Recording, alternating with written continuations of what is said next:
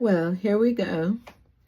Um, I'm enjoying reading the book Teacher Leaders by Barbara Levin. So the question Dr. Crosby asks is, what are the skills that you think are most important in a teacher leader? Well, I spent 25 years in educational sales, of all things. But it's the same whether I'm in the classroom or I'm selling.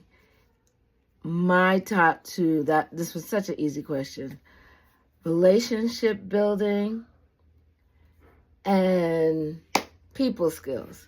Because number one, people don't buy from anybody they don't like, and you can't sell anything unless you have a relationship with them. Well, I say all the time, coming back to the classroom, it's the same as selling. I am selling to my second graders that they must learn. So in order to do that, I got to build a relationship with them. Tonight, I was at a PTA Grandparents' Day, and, I taught fifth grade, so at this same school. The fifth graders went on to middle school, and I never saw them. Last year was the first year I taught second, and they're still in the building. I can't tell you how blessed I am that every day or lunch or whatever they see me. Tonight the parents were hugging me. That comes from intentional relationship building. And it also comes, that's people skills. So the second thing is listening. Now, that is something I didn't do very well early on, but you can't sell anything if you don't listen to what they want. I get up there and say, you must buy this, and I don't hear their pain, they're not going to buy it. Well, same thing in education, same thing in the building.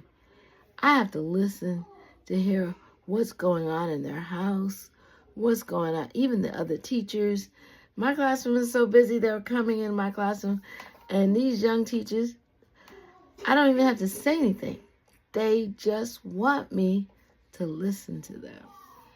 And so I don't want to, both of them are combined, the relationship building and the listening. When you do that, you foster everything else. You foster collaboration, you foster teamwork, you foster organization, because everything that you don't have, somebody's going to volunteer to have it. Now, the next question you asked was about disposition. I'm like, what do you mean by disposition? Well, I wrote some notes on that. But it's kind of the same thing. So the two I picked, and you're going to say, what?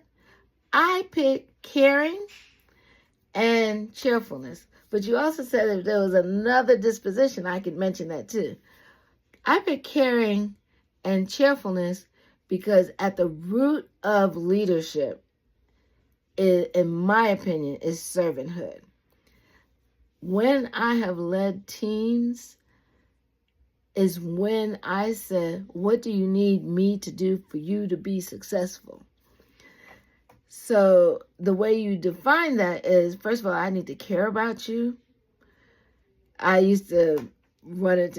My favorite line to some people were, I can't care more about your job than you can. And when I said that, like everything melted. So I'm saying to you, look, I want you to keep your job. Well, I'm caring about you. When you say to a fellow teacher, how's your child? What is your grandchild doing? How somebody's sick? You mention their name. Like you're genuine, not like, this is something to tick off the box. Like you process who this person is. They're going to feel it. So, and then just Goldie Muhammad writes a book about the joy of education that, if I ever get an opportunity to do my thesis or dissertation, it is going to be on the joy in education. But being cheerful, I returned to the classroom, and I didn't realize how much politics there was, and, it just sometimes it just feels like trauma, that these teachers are in trauma. Or, like I can get caught up in it myself. And the one, I'm always smiling. They're like, Miss Bynoe, you're smiling. So now they just call me sunshine. Well, I just need some sunshine. And I'm like, it's just, you have got to smile no matter what, because these kids are watching you. So if you're smiling, they're going to smile back. They're going to learn. They're going to try. Their parents are going to trust you. If your parents trust you and the grandparents trust you, when you make that phone call, they're gonna be like, okay. And it comes over time.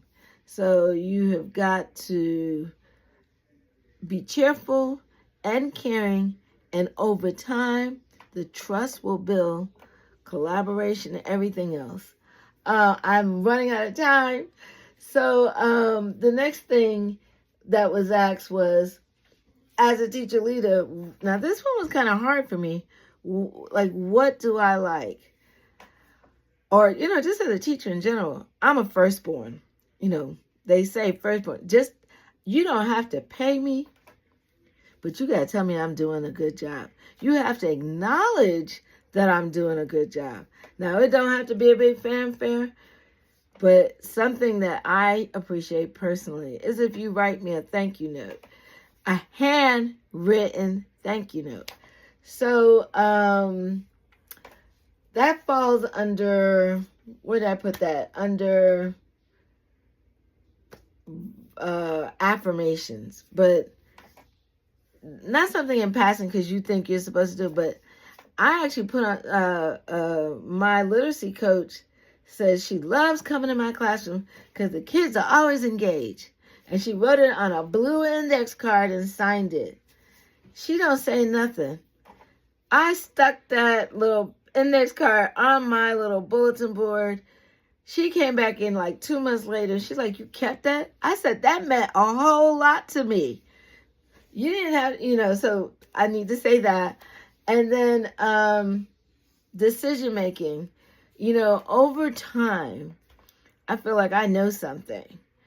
And I've learned not to volunteer my information. But I love when you ask me. Ask me, I feel like I can just tell you what I think. Sit me in a room at the table with a chair, I will always speak. Shirley Chisholm, who, I admire. I did get to work with her as a child in the neighborhood, because back then you had access to your politicians. She's famous for saying, if they give you a seat at the table, take it. And I heard that when I was very, very young, and I've lived my life that way. And so when asked to sit at the table, I really appreciate it. Don't make the mistake of responding. And if you implement something that I suggested, no matter how small, I am pleased. The last thing that was asked, let me look at my notes, was how important do you think having a relationship with the principal is? Is it important? Let me just double check. How important a teacher leader working relationship with the principal to the school is? It's very important. That poor principal. If you understand the role of a principal, they are getting it from the community. They're getting it from the administration. They're getting it from the parents. They're getting it from on high, whoever is coming to check them. They're getting it from below. They're getting it from the students, the faculty, the community again. So, anything you could do to just say to the principal, what can I take off your plate? Saying that over and over again allows that principal to trust you. Even as a community member of a school, I've always tried to take things, whether I worked at a school or not, I believe in taking things off the principal's plate, because that principal, and a good principal, she's good at taking things off the plate. And over time, You know, even when I've had principals ask me to sit on interview panels, and I've given them my thoughts, you know, for their teachers. I think having, as a teacher leader, I just can't imagine. I would not work for a principal that I couldn't support. You know, there are a lot of schools, and in Georgia, especially in the metro area, we got 29 school districts. If you don't like the school, you don't like the principal, go to another one. And if you're at a school, support the principal.